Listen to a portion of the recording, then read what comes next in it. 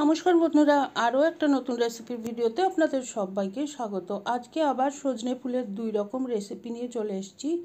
এখন বাজারে প্রচুর সজনে ফুল পাওয়া যাচ্ছে আর এটা শরীরের জন্য খুব উপকারী। তো যতটা সম্ভব রোজকার যে খাবার তার মধ্যে সজনে ফুলের একটা রান্না রাখার চেষ্টা করছি আর রেসিপিগুলো শেয়ার করছি আপনাদের সাথে। আজকে তৈরি করে দেখাবো সজনে ফুলের বড়া। সেজন্য সজনে ফুল ভালো করে বেছে ধুয়ে জল ঝরিয়ে নিয়েছিলাম আর এখন অল্প লবণ দিয়ে চটকে নিচ্ছি। এতে করে সজনে ফুল থেকে যে জল বেরোবে তাতেই আমার বড়াটা তৈরি হবে, বাইরের থেকে আর জল দেব না। আর আমি এখানে যেই পরিমাণ ফুল নিয়েছি তার জন্য 3 টেবিল চামচ বেসন আর 1 টেবিল চামচ চালের গুঁড়ো নিলাম। দেখবেন যেন শুধুমাত্র বড়াটা তৈরি হয় এরকমই বেসন আর চালের গুঁড়ো পরিমাণটা হয়। খুব বেশি বেসন বা চাল গুঁড়ো হয়ে গেলে বড়াটা কিন্তু ভালো হবে না, মানে একদম বেসন বেসন বা চাল গুঁড়ো হয়ে যাবে, ফুলের কোনো অস্তিত্ব আর পাওয়া যাবে না। সেজন্যে ফুলটাই যাতে বেশি থাকে সেই চেষ্টা করবেন। এর সাথে আমি দিয়ে দিয়েছি কাঁচা লঙ্কা কুচি, 1 টেবিল চামচ তিল আর 1 টেবিল চামচ পোস্ত।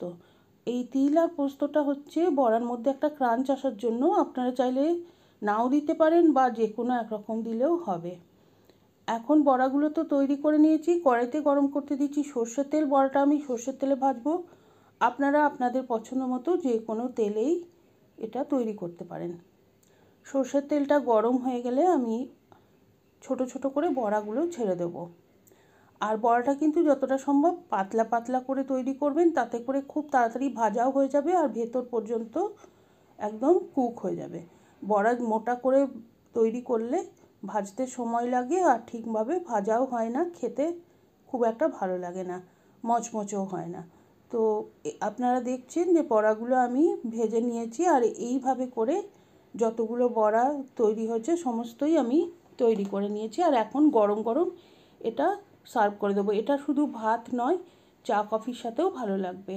এছাড়া আমি আবার একটা অন্য রেসিপি দেখাচ্ছি।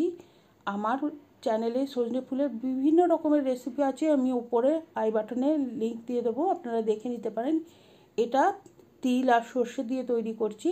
1 টেবিল চামচ সাদা সর্ষে আর 1 টেবিল চামচ সাদা তিল আমি প্রথমে একদম গ্রাইন্ড করে নিয়েছি। একদম মিহি পাউডার হয়ে যাওয়ার পরে অল্প জল আর 2টো কাঁচা লঙ্কা দিয়ে পেস্ট তৈরি করে নেব। এইভাবে আগে শুকনো গুঁড়ো করে নিলে পেস্টটা খুব মিহি হয়। আমি আমার প্রত্যেকটা রেসিপিতেই এটা বলে থাকি। এখন কড়াইতে জল দিয়ে দিয়েছি গরম হতে, সামান্য একটু লবণ দিয়ে সজনে ফুলগুলো আগেই ধুয়ে জল ঝরিয়ে রাখা ছিল সেটা ভাপিয়ে নেব। জলটা খুব বেশি দেওয়া যাবে না, এমনই জল দিতে হবে যেন সজনে ফুলটাও ভাপানো হয়ে যায় আর জলটাও একদম শেষ হয়ে যায়।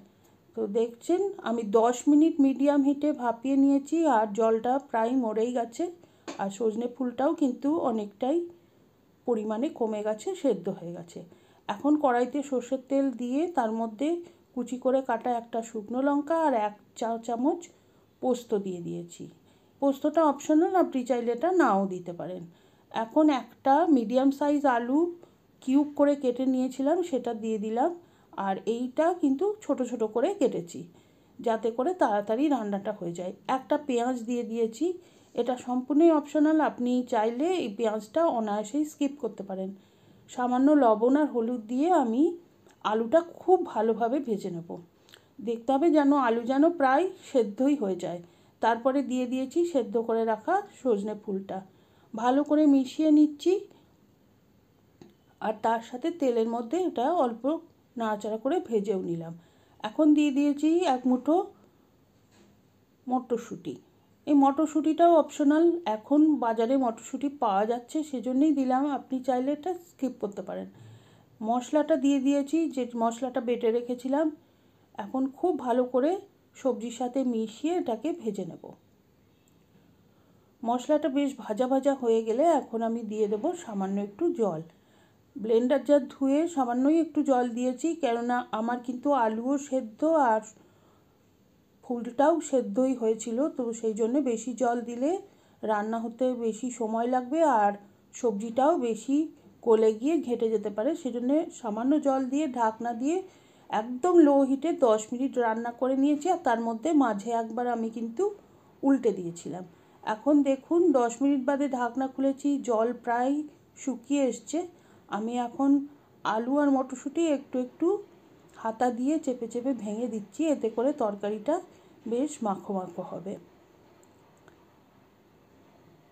আর এখন আমি দিয়ে দেবো অল্প একটু চিনি। চিনিটা সম্পূর্ণ অপশনাল, যারা পছন্দ করেন না তারা দেবেন না, তবে সজনে ফুলের একটা সামান্য তিতকুটে ভাব থাকে, চিনিটা দিলে সেটা অনেকটা ব্যালেন্স হয়ে যায়।